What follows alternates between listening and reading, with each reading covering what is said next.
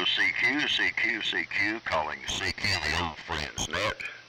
CQ the Old Friends Net.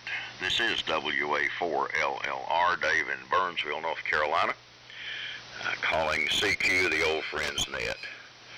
This net meets 3 times weekly, Tuesdays and Thursday mornings at 8 a.m., Sunday evenings at 5 p.m. The net is conducted in the Amplitude Modulation mode and the roundtable format. Any station capable of generating an AM signal is welcome to participate. So, stations wishing to take part in today's net, give me a call and come now. N4LQ, WB4ARK. WB4NKL.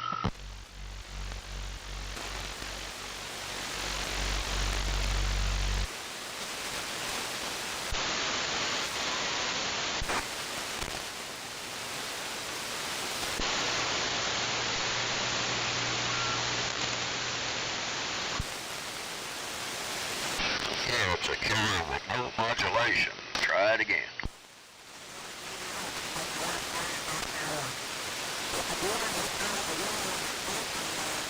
Alrighty, so far we have N4LQ, WB4ARK, and WB4NKL. Surely there's someone else out there. November 4 Alpha Kilo. W4MEC.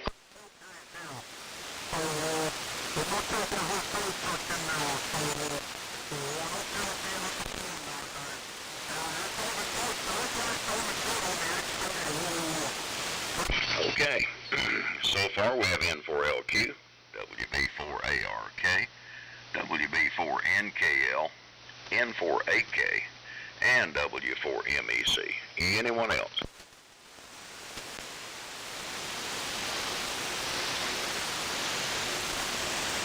Okay, well, I don't think we'll have trouble keeping track of who we turn it to today. One more time, LQ, ARK, NKL, AK, and MEC. Anyone else? Alrighty, good morning to everybody. We've got about 67 degrees, low overcast, some fog. It's not raining at the moment, but we've had just sprinkles yesterday and today, just enough to keep the grass wet and keep me from having a great desire to jump out there and mow. Running the Viking 500 and NC 183D. So let's find out what's happening in the city of Pleasant Living. N4LQ, WA4LLR. Okay, WA4LLR is N4LQ.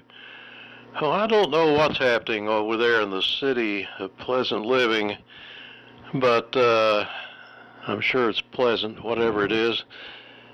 Anyway, I'm trying to run the Johnson Challenger this morning, and it was being a little contrary about loading up to full output, but it finally woke up. I don't know what's going on with that thing. Anyway, let's see. It's 72 degrees and looks like it's straining the rain up there. I think we're supposed to get another 1/4 of an inch or so. Got a bunch of it yesterday. No thunder and lightning, just a real nice hard rain, rained about an inch. So I was walking back from the mailbox and a cicada decided to commit suicide, I guess, and landed right in front of me, hit the blacktop with a thud. I mean, he hit hard. And that's the first time I got to really study one of those things close up. They land on their back. I think they don't live long, and they reproduce and die, but he was on his back and I nudged him with my foot, and they go crazy. They spin around and make all this racket. Never would fly though, so he finally gave up and kicked the bucket, I guess. Anyhow, I guess I need to practice my old buzzard transmission so we can use up more time. It's kind of a small group here this morning. Wonder where everybody is. Well, over to Buddy, WB4ARK, N4LQ. N4LK, WB4ARK. Well, it's been rainy here. We've had plenty of rain. Yesterday we had bukus of rain, as they say. We had 1.83 inches yesterday, and mostly came probably between 10 o'clock and 2 o'clock in the afternoon, and maybe a little bit overnight, but not much. So that puts us well over 5 inches in the last 5 days, I guess you might say, 5-6 days. And it's overcast now. It looks like it wants to clear, but the driveway is still damp, and so is the neighbors. So we had our share of rain. Not much else going on here, except we're on the ART-14 again. R390 receiver, horizontal dipole. And it's good to hear everybody with a good clean signal today.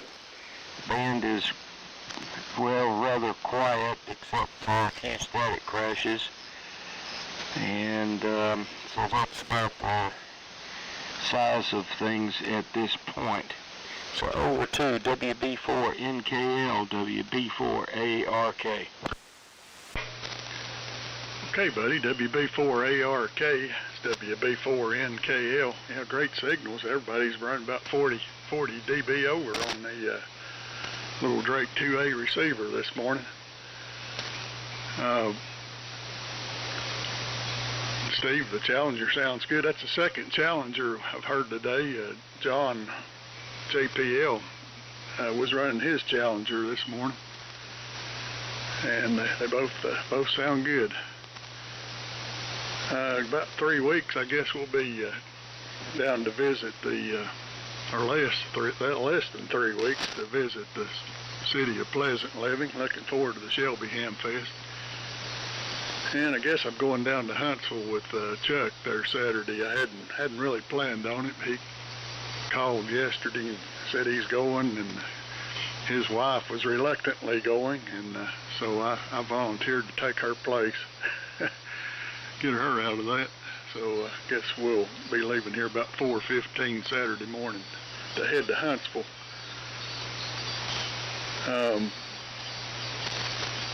Those cicadas, Steve, I don't think I've seen one up close, but you sure can hear them here at night. They're about overpowering, coming waves, the noise.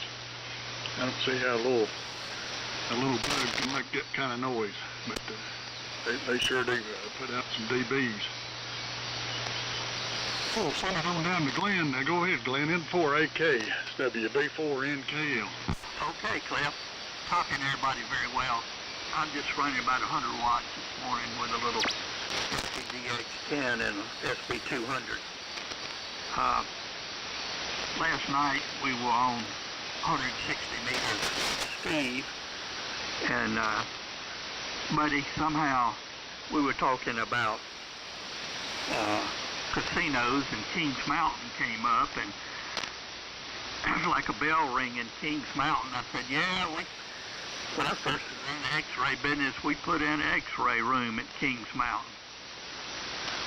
The X-ray room was a second-hand one. It had been at the VA in Asheville, It was a totally old model, and we had a person named Buddy McCready who just cut all the wires with wire cutters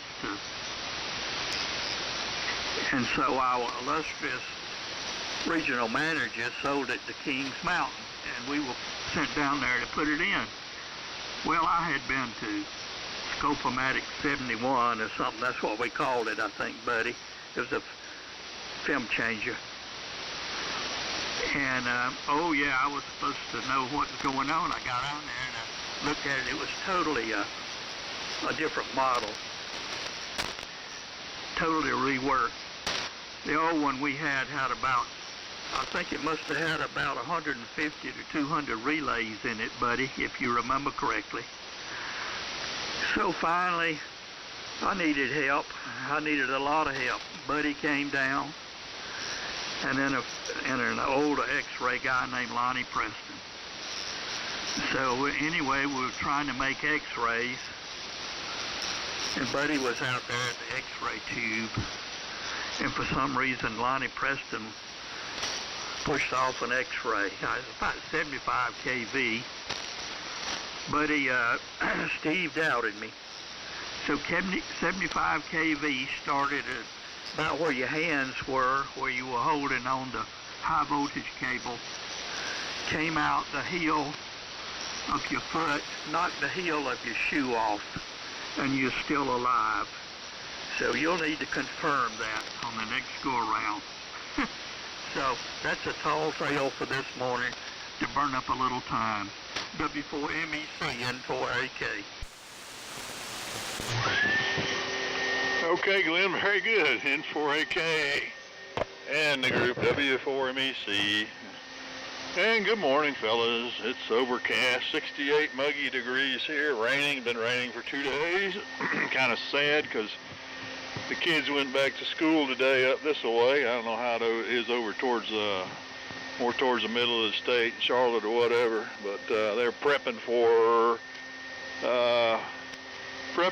winter snow days, I guess, and starting this early. You know, they passed a law in North Carolina that school could not start within so many days of Labor Day, kind of like the old ways. You know, school always, for me, always started the day after Labor Day, and we gave them a clause that school systems could really make up their own mind. So it's actually worse than it was before when they started school around the 20th. So now they started on the 11th. So, but my grandkids are happy. They're all excited. At least they were for day one. We'll see how day two is.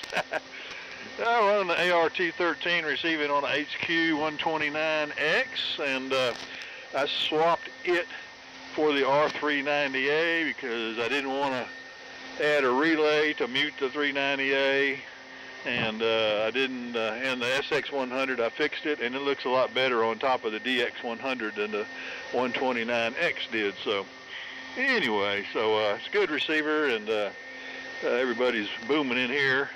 The S meter's a little, what do you call it? Not Scotch. What's the opposite? Anyway, generous. It's generous. So everybody's looking good on the 129X S meter. All right. I wonder who that was using the tuner upper gadget while people were checking in, because it was covering us up. So WA4LLR, W4MEC. All righty, Charlie. W4MEC, WA4LLR. Well, do we have any other check-ins this morning? Come now. Okay. You had your chance. This is WA4LLR. Well, the ART-13 sounds good. I like that. That dynamotor whine as it spins up. I think that's cool. I like that, Charlie. Let's see here. Glenn, I can't believe y'all fried Buddy. Good Lord. 75,000 volts. Oh, my Lord. I think you said 75. And I thought I was flying when I survived 2,500. Bluish shoe heel off. I got to hear this from Buddy. But that's a great story, and so thankful that he survived. And that, that may be, kind of like, we got all these movies like Spider-Man that got all the enhancements from the spider bite. Buddy might have got his, his genius with LRT-13s and other mechanical and electronic projects from that blast of extreme high voltage. I don't know. Let's see, Cliff. Yeah, boy, those cicadas are quite capable of volume. If you get on YouTube and look up Smarter Every Day, he's got an episode on how cicadas make the noise. It's really good. So, Smarter Every Day is the YouTube channel. And old boy that does it is a rocket scientist, so to speak. And he's got he uses slow motion cameras and all kind of stuff, so it's really interesting on how they make the noise. 5 inches of rain in 5 days. Buddy, I'm telling you, you're going to have a rainforest growing down there before long. ART-13 sounds good. And the Challenger, Steve, it's got some wonderful audio. Yeah, like Cliff said, that's 2 this morning. Both nets had a Challenger going. But I think you did a few mods on the audio on yours, and it's wonderful audio. It sounds just incredible. Well, let's see. Space weather, sunspot count's 157. Solar flux index is 146, and the K is 2. And I've not had a chance to check on the A this morning, Glenn. For some reason, space weather doesn't follow that, and ham clock doesn't show the A either. So QRZ or one of the other places is I didn't have a chance to check them this morning. Anyway, a few items from this day in history. Kind of a rough day for transportation. On this day in 1985, Japanese Airlines Flight 123 crashed into a mountain 70 miles northwest of Tokyo. There were 524 aboard. 4 people survived. And let's see, this was the day that the Russian sub Kursk sank in 2000. 118 on board. Nobody survived that one, and nobody is sure to this day what caused it to go down at the bottom of the Barents Sea. A couple of items of interest as far as invention goes. On this day in 1851, Isaac Singer patented the sewing machine. And on this day in 1877, Thomas Edison came out with the phonograph. So, two highly influential patents or inventions today. So, let's go back around. N4LQ, WA4LLR. Okay.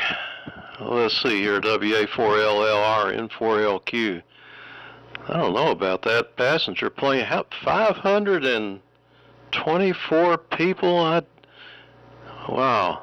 I guess planes have gotten bigger. I was just trying to find out here on the internet what the biggest one was, and I looked up an Airbus 380, and it has a maximum deck 853 seats, and typical seating is 525. Holy cow. Talk about putting all your eggs in one basket. Anyway, appreciate the audio report. I wasn't expecting that. So maybe it came out okay. Let's see here. And as far as the cicadas go, I tried to make a video of it, and I got the my phone out, and I would kick him, and he would spin and buzz and carry on across the driveway. It was the awfulest looking mess you ever saw. These things are so huge, and I forgot to push the button on the video, and I lost it. But I did take a picture of him, and I'd say he's probably close to 2 inches long. Probably weighs about 10 pounds. Let's see here. I saw a new device a guy is selling. You guys may have already heard about it. It's a synchronous detector for an R390 type receiver. And of course, Sherwood put one out for a while. It was really expensive. This one is put out by N3II, and his website is kitparts.com. Synchronous detector, SSB converter for R390. You just come off the 455 KCIF and feed it into this box, and it's got a few buttons on it, and out comes audio amplified. You can run it to your speakers or something like that. And its price is a lot lower. It's $295 for this thing. And he is going to be showing these at, I think, Huntsville. And you can also order them from Tom, N3II. So I'll put the link to the thing on the website. So I mean on the email, so y'all can look at it if you're interested in getting one. Of course, $300 is a lot to spend on a receiver, when for half of that you can buy one of the best SDRs. And if you're worried about using a solid state device, but this won't qualify because it is very solid state. So I don't know. Seems like it would be nice if you like using your R390, but that's still a little pricey. So let's see here. Thinking about Buddy and his blowing his heels off on the shoes. That's pretty amazing. And I just wonder if there was any smoke coming out your ears, Buddy. WB4ARK, it's a N4LQ. N4LQ, WB4ARK, okay, Steve. Yes, your Challenger sounds very good, has very good quality audio. We've had a few cicadas around here, and they seem to have mostly quieted down now. I guess they're going out of their cycle. I had to burst someone's bubble, but I don't know where that story came from. But the only time that I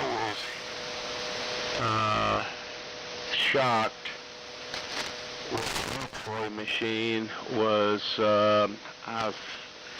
I think it might have been Winston-Salem. It was a situation where the manager of our company, Jim Lee, decided he wanted to go and do a late afternoon, late night check out of the machine, as he often did. And so we took off with our equipment to check out this unit. And it had been, I guess an X-ray tube had been installed, and so it was a Medio 50, and it might have been no, it was a Medio 50, and it was a Phillips unit.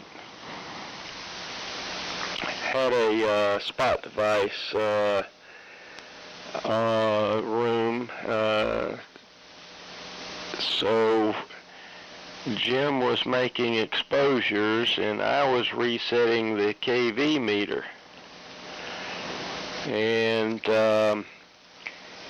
we were supposed to be in sync.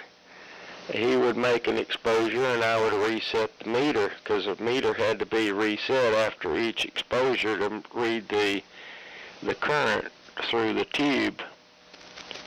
And it was an aerial system, so that meant it was at high voltage. And so I reached over to reset the meter, and I hear the spot device start. But I'm already holding on to this. We had a string that held down from the lever that you reset the meter with.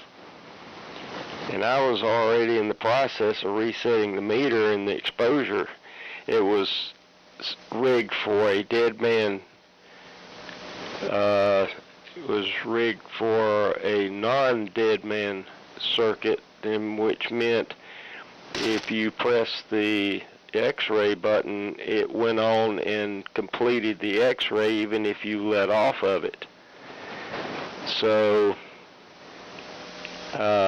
he didn't realize that.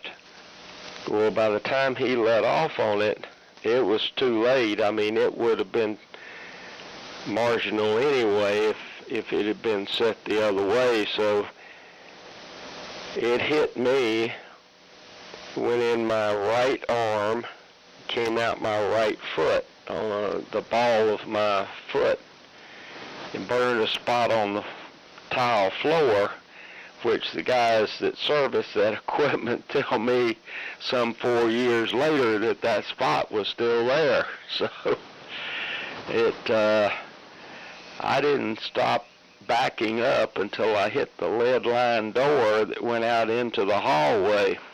It was a little rough, and the word that I hollered was not usable on the air.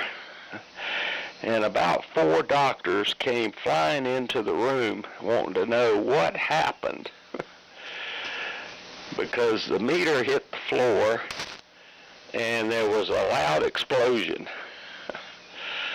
as the arc went through me and into the floor, and probably through something else. But it was a very interesting night, you might say. So since the meter was damaged beyond repair at that point, we closed up the unit and went back home.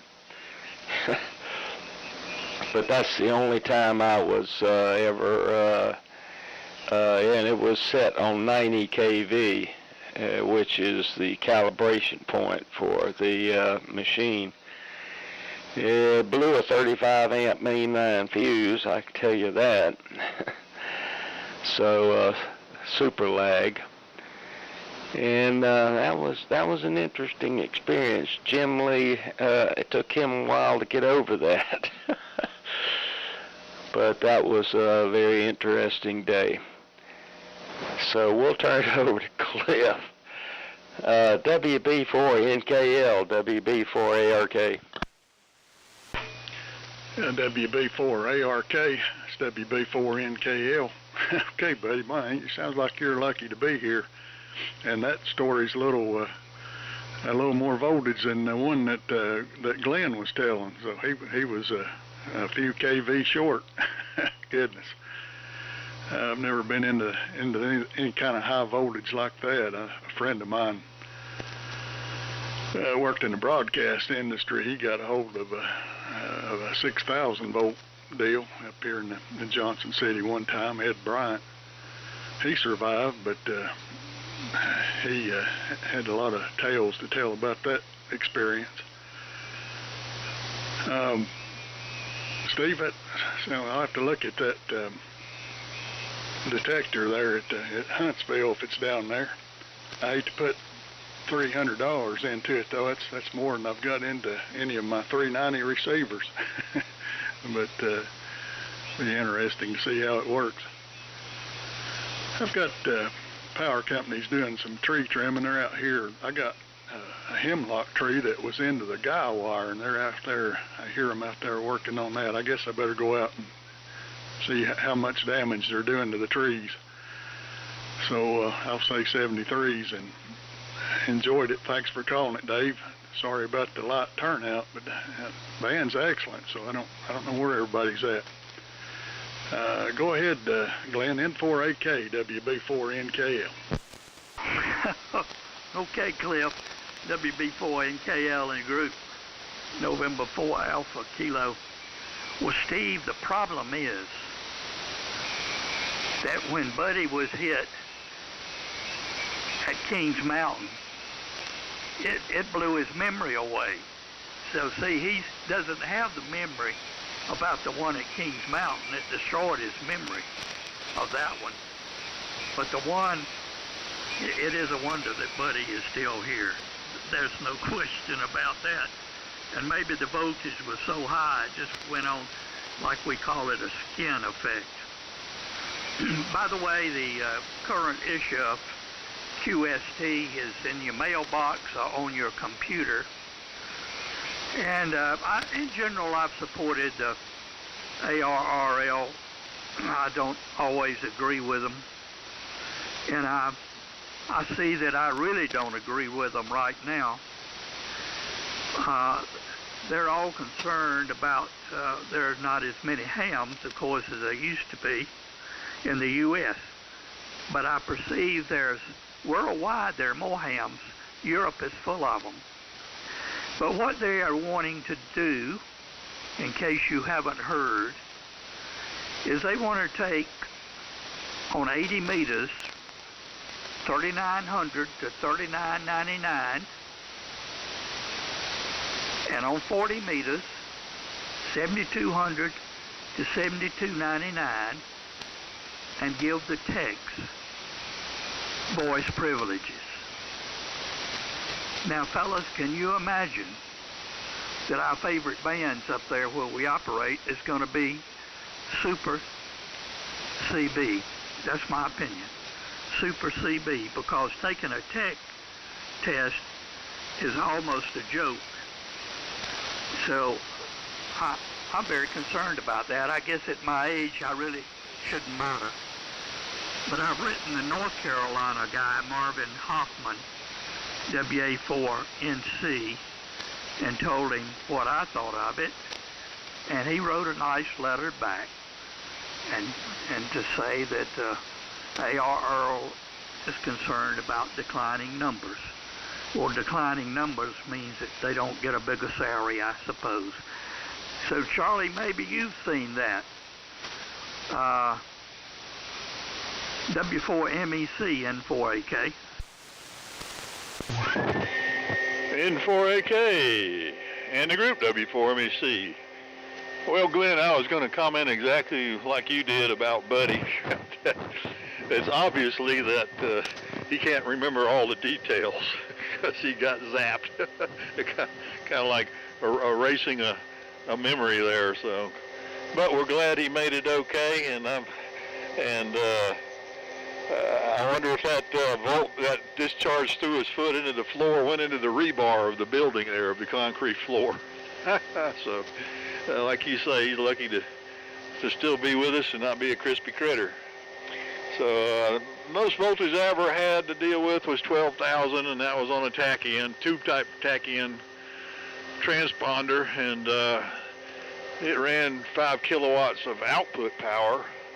I can't remember what, but of course it was pulse power, so that doesn't count. I can't even remember what the average was. It was only a couple hundred watts. So, but that was it, and but never got across it. But it did arc over once in a while. Things would fail in there and cause all kinds of. If it happened while you were in the shack, it scared the crud out of you. But most of the time, it blew out when you weren't around. So, but. That's no longer the system now. I think the system now is still 5 kilowatts. A lot of people want to know. 50 volts. And great big old power supply making that, again, still pulse power. So, and let's see, how does it do it? It had, how many amplifiers? They're one of those deals where you got a driver and then they split it into so many outputs to drive amplifiers. And I think it was 10 500-watt solid-state amplifiers that were all sent through a recombiner and then added up to 5,000. But instead of having one humongous klystron with 12 kilovolts on it, it's just 50 volts and a bunch of transistors. So anyway, let's see, whatever. Yeah, I did see that, Glenn. I'm still a member. I don't get QST. I'm really upset. I've written my letters, and I had a 3-year membership, and they cut my QST basically for the last 2.5 years. And I said, what gives? I had a contract for 3 years. Where's my magazine? And I told them, well, I'm done. And even though I tried to quit, and they won't let me quit, and I requested my dues back, and they won't give my dues back. I've tried a couple times, so I gave up on quitting. So it runs out next year, I think, 26. So maybe it's next year, because 25, I'm still getting it. But to be honest with you, I've looked at maybe 2 issues of QST online. I do not like reading it online. I don't read anything online. And any magazine that converted to online only, I dropped. So I have several hobby magazines, and I don't read them anymore. So it's the fellow that bought Fire Crown Media is a very aware of the situation with magazines, and he realizes there is a market for print magazines, and he is keeping several of my hobby magazines that he bought up in print, even though he has a digital version. And but he says people still want to hold something in their hand and have pages to flip and see the glossy, color photos of stuff. So I think perhaps, and I never understood, since we're doing old buzzard transmissions, I never understood why it costs so much for QST to get printed unless it's the print count, because the NRA prints over 6 million magazines a month, and in their dues they will tell you that magazine subscription from the dues is $3.25. The rest of it is made up with advertising. So perhaps the 6 million magazines a month means that they can print them for $3.25 per member per year. That includes postage, and a QST can't, or ARRL can't. So, but I've written those letters before, Glenn, and to those folks, and I've gotten one back that said, "Don't write me, write to write to ARRL and those people." And I've written to ARRL, and they told me to write the guy that told me to write them. So it's a buck passing operation, I think. So WA4LLR, W4MEC. All righty. 7-3 to you, Cliff. I believe we had another check-in, if I'm not mistaken. Any other check-ins come now? KZ4 Bravo. I thought I heard a 4 Bravo come in there a moment ago. Anyone else? All right, John. Glad you made it. Go ahead and tell us something and then send it back to me. KZ4B, WA4LLR. Okay, WA4LLR and the group KZ4B. Fine business, Dave. Just about to oversleep the net today. Had a big day yesterday. I was able to rebuild all my so-called frost-proof faucets around the house. I don't know why they call it frost-proof. It should be freeze-proof. I got a special tool from the manufacturer, Woodford, to rebuild the things, and they're very generous because it's a nice tool, and I'm going to send that back today. I was dodging thunderstorms yesterday and got that done, and I also renewed my electrical contractor's license, which I no longer use really.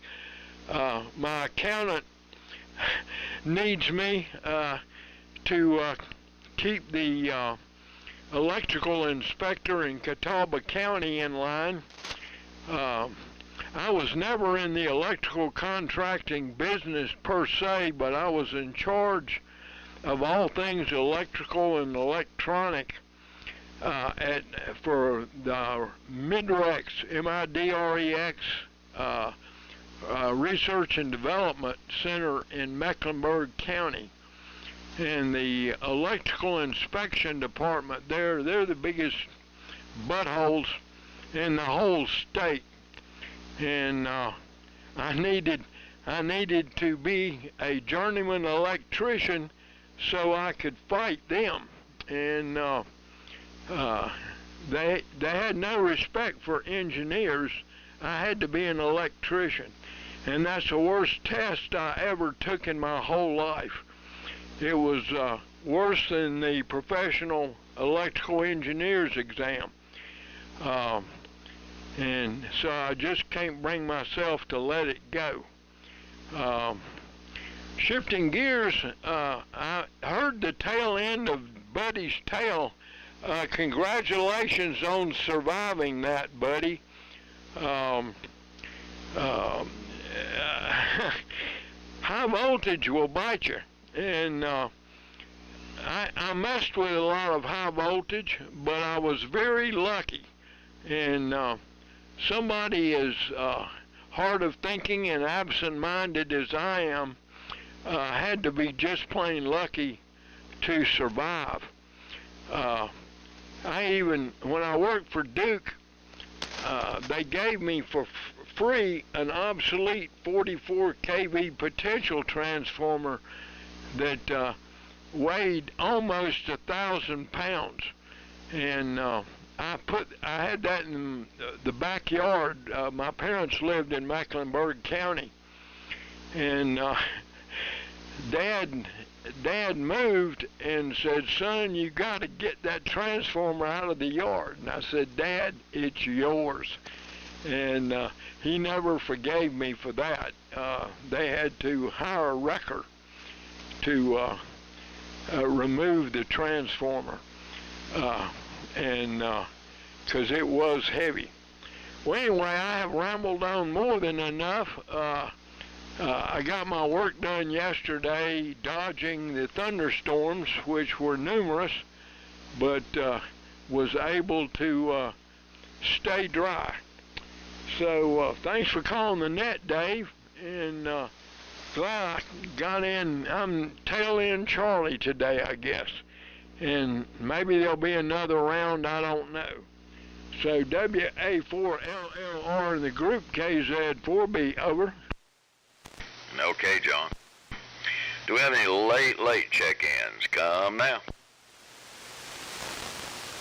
All right, I guess we got everybody. What do we have? 7? 1, 2, 3, 4, 5. Yeah, 7. Well, that's not rock crushing, but it's not the least we've had either. Let's see. Good deal on getting your frost-proof faucet reworked. Yeah, I've always wondered why they didn't call those freeze-proof, but somebody's marketing idea, I guess. And good deal on being the mover and shaker there for the R&D outfit. Charlie, I was a ARRL member for many years, but I gave up on them a couple of years ago. Well, what the thing that I watched, I kept, I've had a lot of old issues of QST. I mean, old. Of course, when I got in ham radio, it was still the small format, which I loved, and when they changed to the format like all other magazines, I was highly disappointed. But in comparing articles in the older magazines and the more current, there was so much more useful material in those older QSTs as it is now. Now it's kind of a consumer digest for ham radio and advertisements. But anyway, I wouldn't go there. But when they said, nah, you got to pay this much more for your magazine, I said, forget it. So anyway, yeah, I saw that information about wanting to put text on 80 and 40. And you know, I tend to think what you said, Glenn. I think it's all about money. You can always, you know, follow the money, and you'll know where things are going. Buddy, all I can say is the Lord had a reason to leave you here, brother, because that's the only reason that you're still breathing, I think. And I'm just curious, what kind of damage did it do to your body? Did you have burns? Did you have to be treated or hospitalized or anything? I've fooled with high voltage before, but most of what I've fooled with has been high frequency, high voltage, and low current, like Tesla coils and so on and so forth. And John, you was talking about the big transformer. The largest one I had a pole pig, and I was going to use it to drive a massive Tesla coil, but finally, I guess common sense prevailed, and I sold it to someone else. Let's see, what else? Not a whole lot. Trying to get some stuff together for Shelby. Got the camper ready and golf cart repaired and on and on and on. So hopefully in a couple of weeks we'll be heading down to get set up for the festivities. Looking forward to it. So we can go around again. N4LQ, WA4LLR. All right, WA4LLR, N4LQ. It's raining cats and dogs here now. We're coming down really hard. So it looks like another half-inch of rain or something. So anyway, yeah, I dropped QST last year when it ran out. I just, it seems like everything they've done to increase membership has just acted in reverse, and the good hams are demoralized and watching things disintegrate. You know, changing the begin with that back in the 80s they pushed, or 70s, they pushed that incentive licensing. That made a lot of hams mad, and a lot of people just sort of gave up. And the idea was to restrict only extra class licenses to the lower 25 KCs and a few other things. And they thought that if we can just make them get their extra, that'll make ham radio better. And they'll go ahead and do it because they all want to work DX down there. Well, as it turned out, the DX moved up into the rag chew part of the band anyway. So that didn't do any good because the DX wanted to work as many people as they could, and there wasn't anybody down there on the low part of the CW bands. So I think that backfired.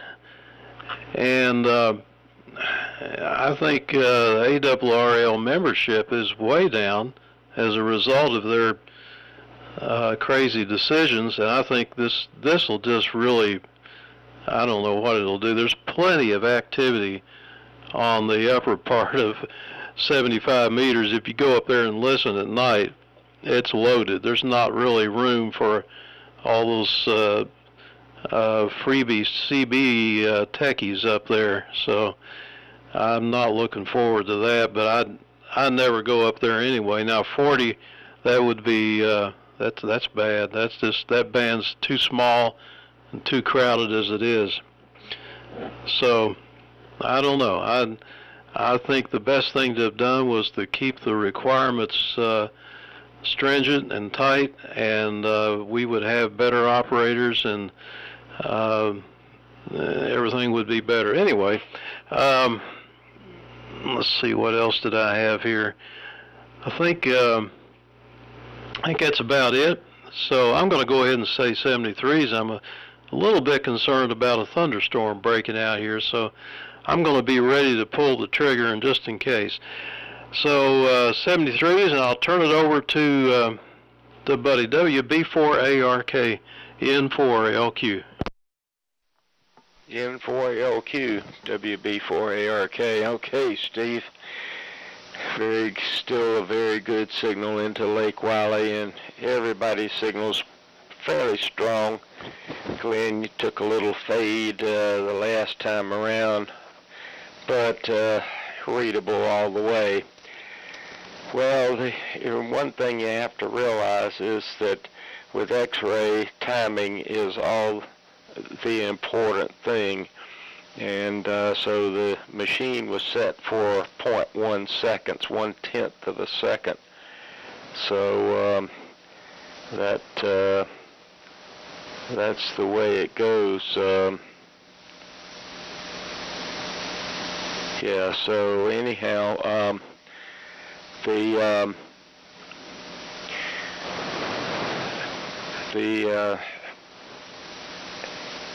problem with being injured was not too bad. I was very sore on the inside of my legs and my arms the next day, and our manager called the Knoll Clinic at the time, was in business, and we did a good bit of work with the doctors there. We had a machine there and so forth, and so Jim calls and checks to see what kind of permanent damage I might have sustained, but they indicated that there wouldn't be any permanent damage if I was still up and walking and doing well the next day, which is the way it was.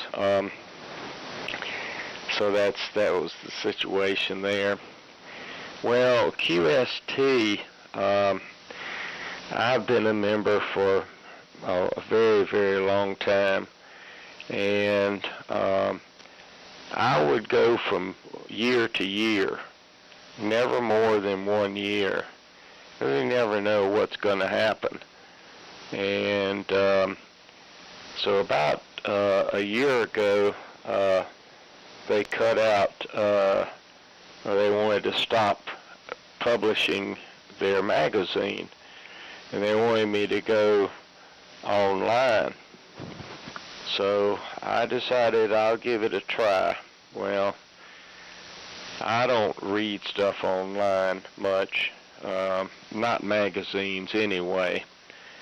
And so that was the situation there. So I haven't done much with QST since I did that. So I will be dropping my subscription to QST, and then when it comes up again.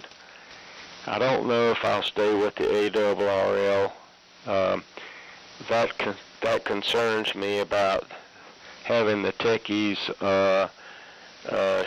being able to use 40 and 80 meters. That's just not the way it was, and it's going to end up backfiring on them. And I can see some things that could happen in the future. I remember when CW, when I was really just involved with CW only, and that was like in the late 1960 and in late 1950s. It was 7,100 and a little above, and was very, very active with CW, and it's not that way anymore. Times have changed, so I don't know what's going to happen in the future. Time will tell. So I guess we'll just have to see bide our time and see what takes place. But it looks like things are going to continue the way they're going downhill with the ARRL. Yeah, I didn't enjoy a magazine that had nothing but, virtually nothing but articles and sales, promotionals in it. There was a few tech articles, but they got to be very high-tech and did not concern me with what I do. So that was another reason for not upping my issue with the magazine, even online. So with that, I guess we'll say 73, and thanks Dave for calling the net. Been a very good net today. Oh, and so as far as my longevity, I've been very, very careful about electrical circuits since that incident. And that was only a very short time after I started to work in X-ray. So that was probably 68 maybe, something like that. So anyhow, that was the deal, and I'm still here, thank goodness. We passed the test. So with that, I guess we'll send it over to, since Cliff is gone outside, we'll send it over to Glenn, N4AK, WB4ARK. Okay, buddy, and I've enjoyed it this morning, and I guess you know ARRL has 4 publications, QEX 2 more, and I suggested they incorporate all that into QST and save a lot of money and wouldn't have to go up on the price, but that makes no sense. They're doing so much. Anyway, thank you very much for calling the net for us this morning, Dave. It's been enlightening, and I appreciate it. N4AK 73. Well, I guess it goes to me, N4AK, in the group W4MEC. Yeah, they also do national contest review. I think that's it. And they have a contractual requirement to do that. I can't remember all the details, but somehow they took it over and they are forced to print it forever. And, you know, they're pretty much focused on contests is all they do, and awards and all that. So there's a lot of people out there that could care less, like me. And they've been antagonistic towards vintage and towards AM operation. If you remember, the man that used to write the articles for vintage radio quit pretty much in disgust because they started dictating exactly what they wanted him to report on instead of him being having a little more freestyle like electric radio articles and stuff like that. So now you get not much useful stuff. So. And it's kind of, QST is kind of a travel log now. There's nothing useful in it. So, and like someone commented, they seem to be doing the best they can to kill ham radio, or at least ARRL. So they're doing a good job. I think it's the thinking of being in the Northeast up there. It's infiltrated their mind. They ought to relocate to Oklahoma and open up I guess W1AW/what, 0? Can't remember what Oklahoma is. It 5? And be central to the entire United States and maybe get some real thinking going on between their ears. So, but anyway, I got to run. I got to pick up my wife. I took her to the Y this morning because our car is in the shop, and my truck has got too much personality for her to drive anymore, if you know what that means. And so I need to retrieve her. And I think I have to bug out of here. So thanks for running the net today, Dave, and we'll see you on Thursday, 730, yeah, KZ4 Bravo, W4MEC. Bye-bye. Okay, W4MEC in the group KZ4B, Fine Business Charlie. And Charlie, I very much agree with you. I think QST has gone to the dogs, and I'm in the process of trying to decide. I got a notice to renew QST, and it costs a fortune.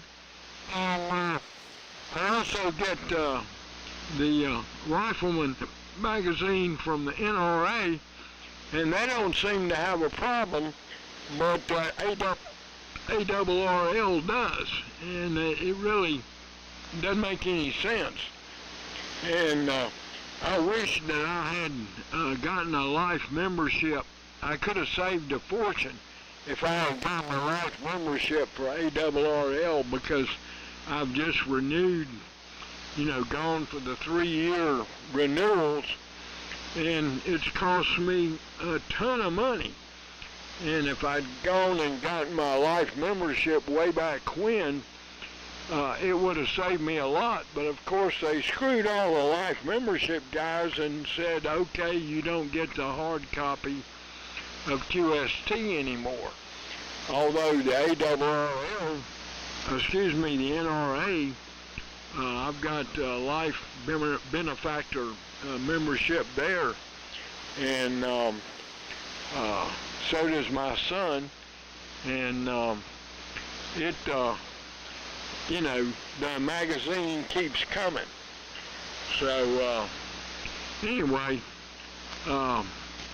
I've got to decide whether I hate not having a hard copy. I have to sit out in the backyard and in nice weather and read the magazine. And of course you could take your laptop out there, but to me that's kind of aggravating. So anyway, again, thanks for calling the net. Glad I caught the tail end of it, and hope everybody has a great week. So Dave, wrap it up. WA4LLR in the group KZ4, be clear about listening. All right, John, fine business with you. 2150 still sounds good, buddy. Well, gentlemen, I've enjoyed it this morning. We've had great band conditions. Everybody's signal has the S-meter pegged. I've had to back the RF gain down considerably to get the needle off the peg.